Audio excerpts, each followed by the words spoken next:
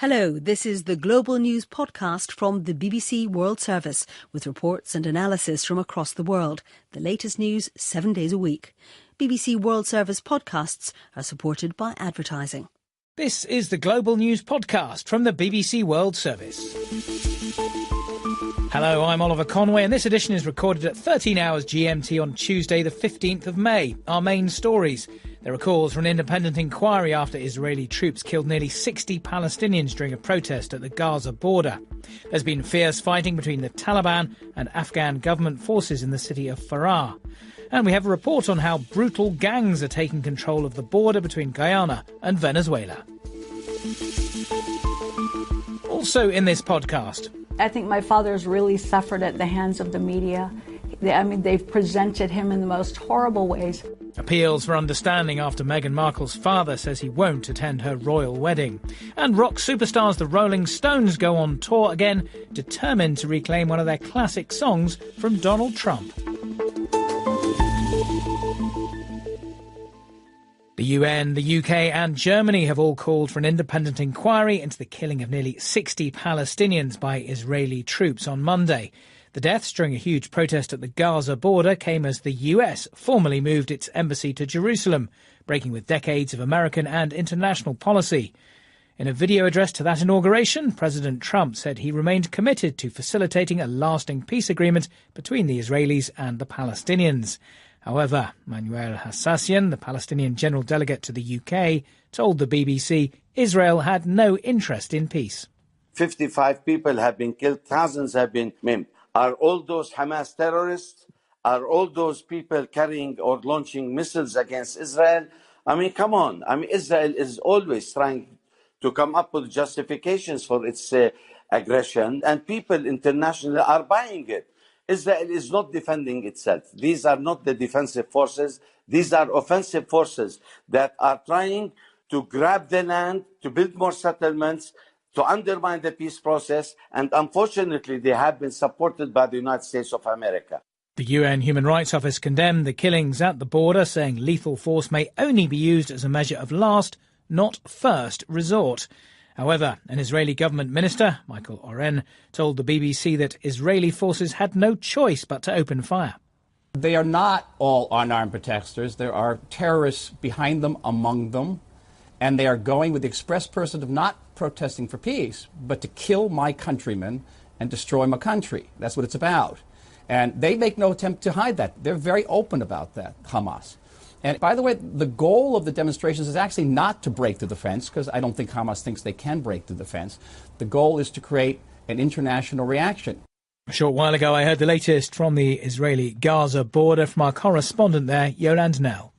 From where I am, I'm looking across into one of the Palestinian protest camps. There's a flag, a Palestinian flag, flying in the distance, and several white protest tents. But I can tell you there are nothing like the numbers I've seen in this particular protest camp when I've been there in previous weeks. It's relatively calm at the border at the moment, although we have seen Israeli soldiers firing some white trails of tear gas. There was some black smoke of burning tyres from the Gaza side a bit earlier on. But the large crowds in Gaza have been at these funerals for the several dozen people who were killed on what was the bloodiest day in Gaza for several years. And do we know why those numbers are down on yesterday? I thought today was supposed to be the culmination of these weeks of protests. And just remind us what this is all about, what conditions are like for people living in Gaza. Of course, this was meant to be the final day of 6 weeks of Palestinian demonstrations, what was called the Great March of Return in Gaza. And the reason this was the culmination is because today is what Palestinians call Nakba Day, the day of the catastrophe. It's when they traditionally commemorate the expulsion or the fleeing of more than 700,000 people in fighting that followed the creation of Israel back in 1948.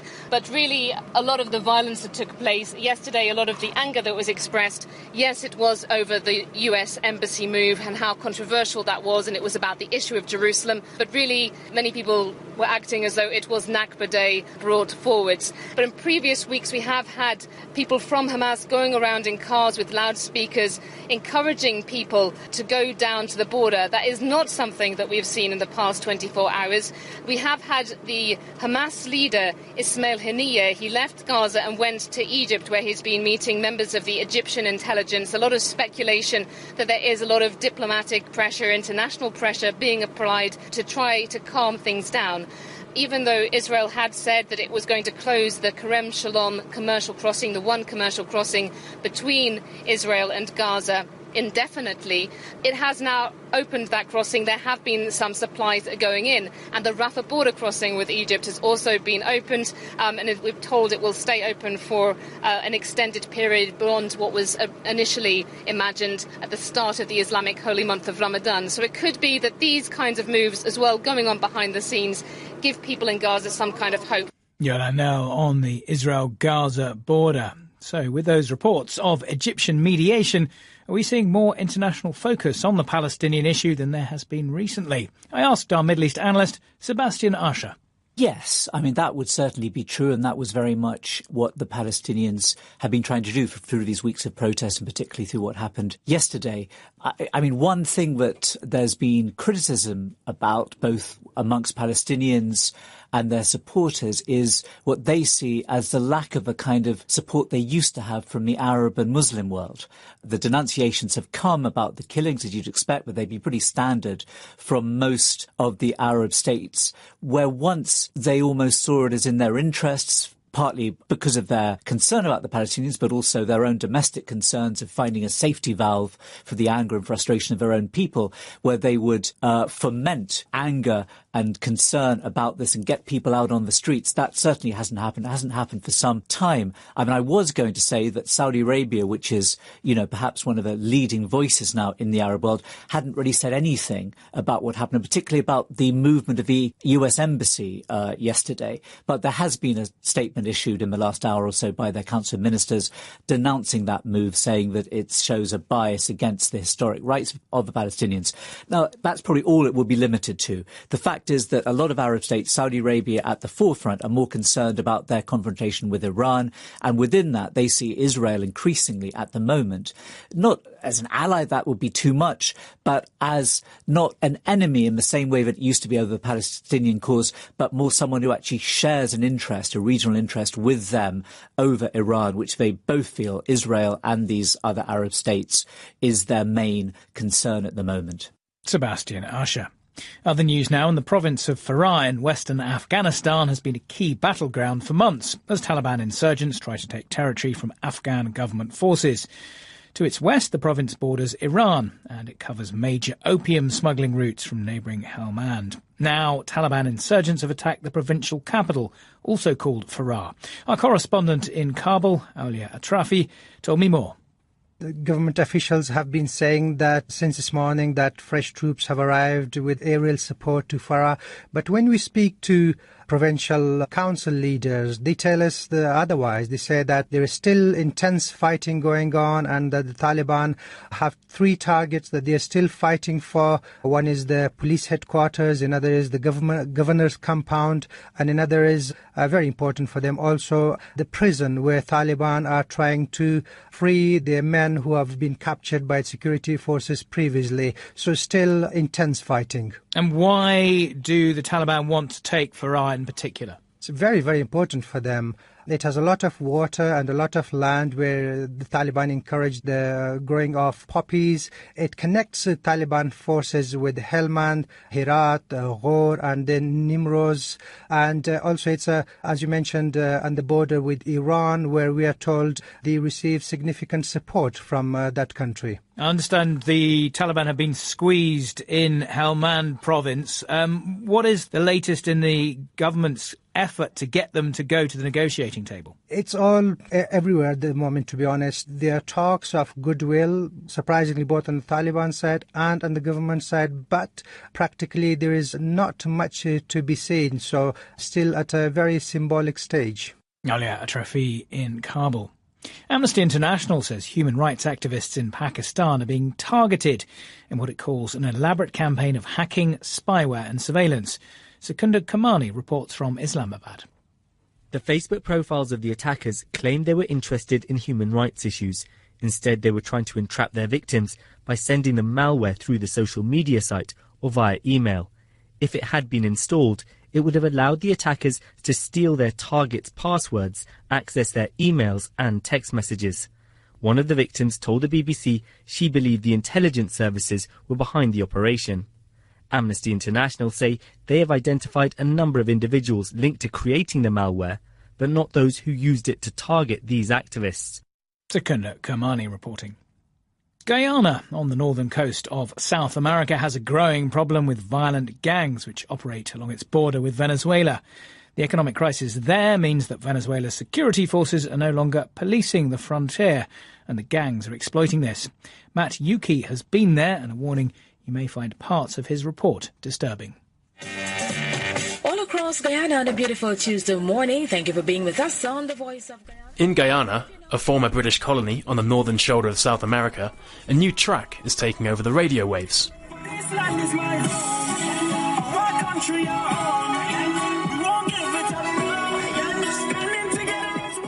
It starts with a typical upbeat Caribbean melody, but it has a political message. Venezuela is claiming our Essequibo. They have resorted to acts of intimidation, seizure of land, and claims to Guyana's maritime territory to break our...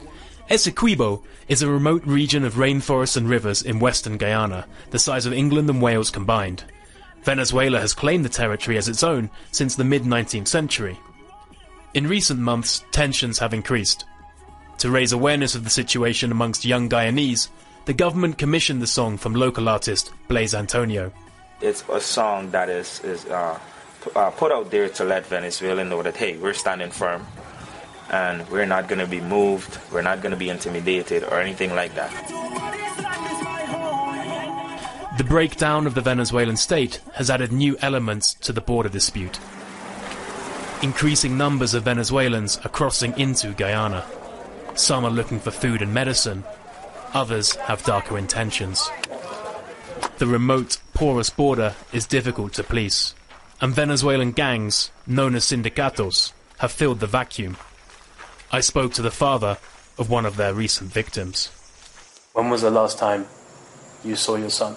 The 20th of June 2017. Where was your son going? And he was working in the background, and the syndicate killed him on the 24th of October 2017. The Backdam is a gold mining district on the Venezuelan side of the border. For many years, poor Guyanese have paid Venezuelan security forces for access to mine the Backdam. 6 months ago, the sindicatos replaced those officials, with violent results. Jerry Govaya is a Guyanese pilot who operates in the remote regions of the country. He says the sindicato have been extorting Guyanese communities south of Whitewater. Since October last year, they have sent out graphic execution videos to Guyanese social media groups. The brutality that is taking place is the worst brutality I've ever seen in my life. Some of the videos that have surfaced, this is worse than ISIS. This is a complete breakdown of law and order.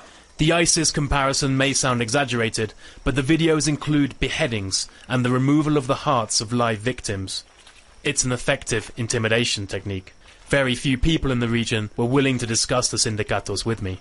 The Guyanese Defence Force increased its presence in Whitewater in February, but resources are stretched. Brentnall Ashley is the 29-year-old chairman of the region. The Venezuelans being here, it is putting a constraint on our health sector. It's putting a constraint on the already, I would say, somewhat depleted security presence. A few Guyanese miners that would have been into Venezuela, they were murdered. Some of them buried in shallow grave. But Ashley and other Guyanese officials recognize the need to support Venezuelan refugees. Not all Venezuelans that come to Guyana are criminals. Not all of them are part of the Sindicato gang. From a humanitarian point of view, we still have a responsibility to give some assistance. Few people expect the situation in Venezuela to improve anytime soon. Guyana's humanitarian and security response will be increasingly tested in the coming months. That report by Matt Yuki. Next to Australia and some unfinished business from the Commonwealth Games last month. The whereabouts of at least 11 African athletes and officials remain unknown. Team officials from Cameroon say 8 of their athletes have gone missing from their... More than a dozen competitors from various African countries went missing during the Games on the Gold Coast. Their visas expire today, and the authorities in Australia have sent out a message for the athletes to hand themselves in. The details from our Sydney correspondent, Hal Griffith.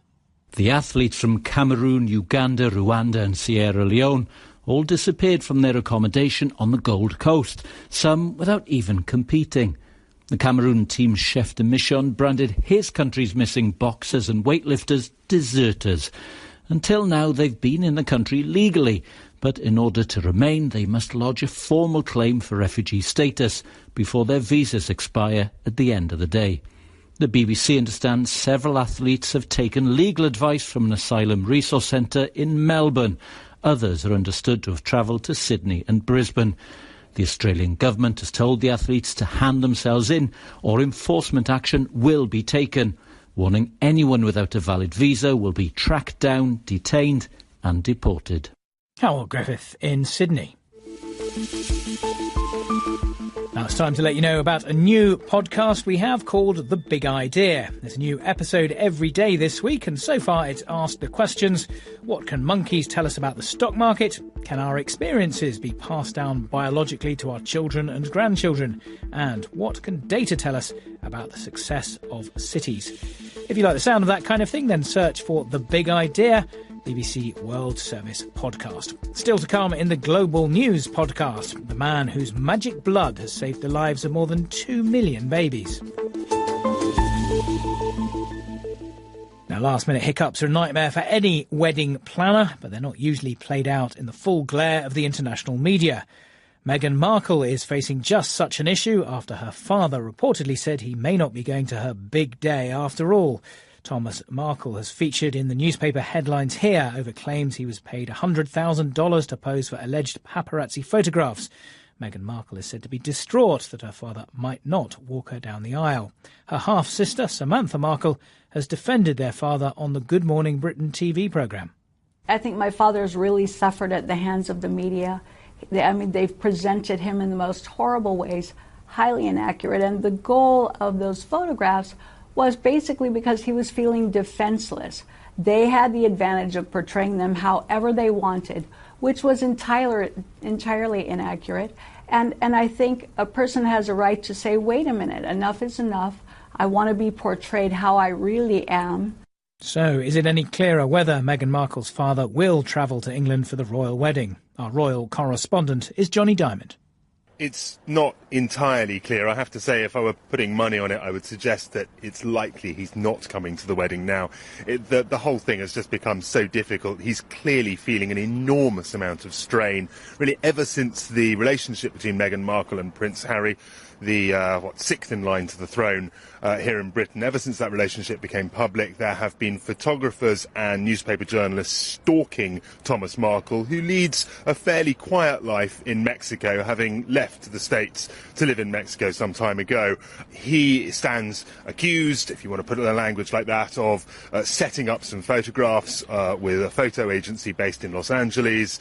This story came out at the weekend, and then in the last few days, the story have come out of his ill health. The palace isn't confirming or denying anything about that, but just pleading for the media to leave Prince Harry, and in particular Meghan Markle and her father Thomas, some space in the days before their wedding. Yeah, Meghan Markle used to publicity as a celebrity, but not so her family. Do we know who will walk her down the aisle if her father doesn't come? No, we don't. I think the presumption is that her mother will. Doria Ragland is going to drive with Meghan Markle from a location outside Windsor to the St George's Chapel in Windsor Castle, and I think the presumption is that she would then take her all the way to the altar. But you mentioned the publicity that Meghan Markle had when she was a celebrity, when she was a television star in a series called Suits. It's simply nothing like the pressure that you get as a relatively senior member of the British royal family. It It is unceasing. It is intrusive. It has already played a part, clearly, with Thomas Markle's health. It is a continuing problem for every member of the royal family. Our royal correspondent Johnny Diamond. Well, Thomas Markle's decision to drop out of the royal wedding has highlighted the activities of the paparazzi, who make a living tracking the everyday lives of celebrities. George Bambi describes himself as the UK's #1 paparazzo. Dan Damon asked him what's the difference between getting a staged shot and snapping someone without their permission or even knowledge.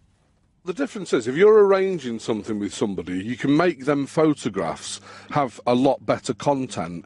And what I mean by that is, Meghan Markle's father has obviously set these pictures up. You've got to think about what the papers are going to want. And a picture of him sitting in an internet cafe, scrolling through Meghan and Harry on the computer, is going to make those pictures very sellable. Or sitting there reading a book about coming to Britain, it's going to make them very sellable. You know, just a picture of someone coming out of a restaurant or something like that is a pretty mundane shot, and not many people are going to really be interested in it. Have you done some of this stuff? Oh, 95% of what I do set up, to be honest with you. I mean, the media's a completely different animal than what it used to be years ago. Most of the stuff in the celebrity tabloid newspapers and magazines now is set up between the agents, the managers and the people involved. Give us an example of something you've done. I've done all sorts. I mean, I take away soap stars to Tenerife. You go away for a week. The first day, they'd have the photographs done with a bikini on, like a green bikini, and then 10 minutes later, they'll put an orange one on, then a black one, then a blue one, then a red one. And then we can do 5 or 6 different sets of photographs. And what happens is then, over the period of the next 6 months, we can, every 6 or 7 weeks, send a different set of pictures in, saying, oh, we've just caught X, Y and Z in Dubai. We've just caught X, Y and Z in Saint-Tropez. We've just got them in the south of France. And nobody knows when the pictures were taken or... Yeah, but hang on, George, isn't that fraud? No, it's not fraud. It's the way the industry works. I mean, if you're talking about fraud, I mean, the newspapers would have been out of business years ago. But you're deluding the paying customers, the people buying the newspapers, who are presumably interested in what this person is doing and what colour their bikini is. Yeah, but the thing is, the majority of the time, the tabloid newspapers aren't really bothered. At the end of the day, they want pictures of their celebrities looking glamorous in bikinis. They're not bothered where the pictures came from, when they were taken, or who's in them, or whatever. That's the way it works. I mean, you know, there's various online newspapers now, and I could just scroll through, and every other set of pictures will be set up. I thought the point, some of this anyway, was to catch these celebrities in compromising situations, you know, drunk out of their skulls, vomiting into a gutter. Do you set that kind of thing up? I mean, don't get me wrong, there are certain occasions where we're watching someone and doing photographs and something like that will happen and it'll be a great set of pictures. But what happens is, a lot of these celebrities that are down sort of at the lower tier, they want to do setups all the time, and then they build up the profile and build up the profile, and all of a sudden it becomes a time where they say, right, I'm not doing any setups anymore, stop hounding me and stop taking photographs, because they've got to that level. And it's just, you know, it's like a little switch. You can't turn it on, and then all of a sudden when you've had enough, turn it off. You're either in the public eye or you're not. And is this something that's changed since the 90s, all the terrible reputation that paparazzi had for chasing around Princess Diana? Yeah, well, years ago, it was totally different. I mean, the paparazzi were chasing people about, hanging off the back of motorbikes, sitting back to front, hiding in bushes, hiding in people's gardens, all sorts. I mean, that is all way bygone. It's gone ages ago. I mean, now we do have a code of ethics that we're supposed to follow. And one of the things is, if we get a set of pictures, the first thing one of the newspaper guys will say is, did you follow them? And I just go, no. And they go, right, OK, that's fine. Great, let's move on. So even the ethics that we've got, the guidelines, I mean, none of them are adhered to. People follow celebrities and take photographs of them, and that will always happen regardless. But as far as setups go, they've been happening for years, and they'll be going on for years, and they will never stop. And with Instagram and everything like that, it's actually easier now, because the celebrities can set up their own set-up shots and post them and get live and get in all the tabloids straight away without even using photographers these days. It's just got absolutely ludicrous. Leading British paparazzo George Bambi talking to Dan Damon. Seattle, on the west coast of the United States, is home to some huge corporations, including Amazon and Starbucks. The city has just voted to impose a tax on companies with sales of more than $20 million a year. They'll have to pay $275 per employee, and the revenue will be used to create affordable housing and reduce homelessness. Here's our business reporter, Jonathan Josephs. supporters of this tax say that the rapid economic growth in Seattle, which is typified by big companies like Amazon and Starbucks, has brought lots of high-paying jobs which have forced up house prices and made it unaffordable for so-called locals to live in the area. Therefore, they can't afford housing. There's been an increase in homelessness, and the $47 million or so that the council thinks will be raised each year by this tax will be used to treat both those problems. And Amazon have expressed their disappointment. They are in the middle of actually building a new headquarters, a second headquarters somewhere in North America. It will be interesting to see whether or not they take jobs to that place from Seattle, which is their current home. There's, I think, about 45,000 Amazon employees in Seattle. So they're going to have a big tax bill as a result of this. Meanwhile, Starbucks gave a statement to the BBC which said that the city continues to spend without reforming and fail without accountability, whilst ignoring the plight of hundreds of children sleeping outside. That's just a snapshot, and it shows a real strength of feeling. Jonathan Josephs. James Harrison of New South Wales in Australia had major surgery in 1951 at the age of 14. That convinced him to give blood. Doctors then discovered that that blood had remarkable properties. It contained some unusually strong antibodies. These have been used to create a medicine that saves the lives of unborn babies who suffer from certain conditions. James has given blood every fortnight for 60 years. It's estimated he's helped save more than 2 million babies. But Australian law doesn't allow blood donations from people over the age of 81, so he won't be able to continue giving his magic blood. My colleague Lawrence Pollard asked James how doctors first approached him all those years ago. They called me over into the office and the doctor said they would like to do a trial with them. And I said, OK. They insured me for $500,000. And I checked with the wife and she said she could spend $500,000 quite easily. So I said, yes, we'll go ahead. I think the ones that wanted to be mothers have been injected since 1967. Now, tell us a little bit about rhesus disease, and this is a very important thing. It's basically the newborns die or they miscarry because of a mismatch of blood between mum and dad. Can you just explain that in layman's terms? That's when the mother is a negative blood group and the partner is a positive blood group. The first child is born normally, but with that birth, the mother releases nasty type antibodies into her system, which will float around until she conceives again. And then they would go into the new product and would turn the baby stillborn or completely jaundiced. This thing that you've got, anti-D, they basically take that out of your blood, inject it into the mum, and the baby lives. Simple as that. They take what I donate, the plasma part of it, and it ends up down in the serum laboratories where they make up the injections. So that when she has the first baby, they now get an injection, and that kills the nasties. Then she conceives, has that child. She gets another injection because she has released into her system those same nasties, and so on. I was going to ask what contact you had with the people that benefit from your generosity. Have you met many mums and kids? Not that many, although last Friday, on my last day, there was about a dozen mothers with their babies came in to say thank you, which was quite sad, that was the end of an era for me. And these babies, none of them look like me, of course, but at least I had some say. You're not exactly a granddad, but you're a sort of a fairy godfather, aren't you?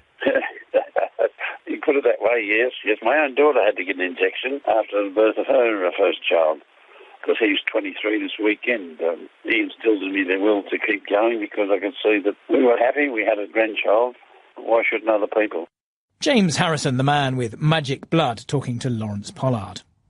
This week, veteran rock stars the Rolling Stones will start their first tour of Britain and Ireland for a decade, and they say one of their priorities is to reclaim their song, You Can't Always Get What You Want, from Donald Trump. The US president used it without permission during his election campaign. In a BBC interview, singer Mick Jagger said it was an unusual choice for a campaign speech. He used it on everything. He used it on every rally through the election campaign. I wasn't the DJ, obviously, but if I was Donald's DJ, it's my line. It's a funny song for your play-out song. So when he finished the speech, he played this out on this sort of doomy ballad about drugs in Chelsea. It's kind of weird if you think about it. And lead guitarist Keith Richards said he'd had problems with Donald Trump all the way back in 1989 when he'd promoted the Stones for one of their concerts in the US. We got to Atlantic City. Donald Trump presents the Rolling Stones in miniature. We never have much to do with promoters, usually. But this one got me. That was the last time I got angry. I pulled out my trusty blade, stuck it in the table and said, "You got to get rid of this man." Now America has to get rid of him. Keith Richards on Donald Trump. And that's all from us for now, but there'll be an updated version of the Global News podcast later. If you want to comment on this podcast or anything in it, send an email to globalpodcast@bbc.co.uk. I'm Oliver Conway. Until next time, goodbye.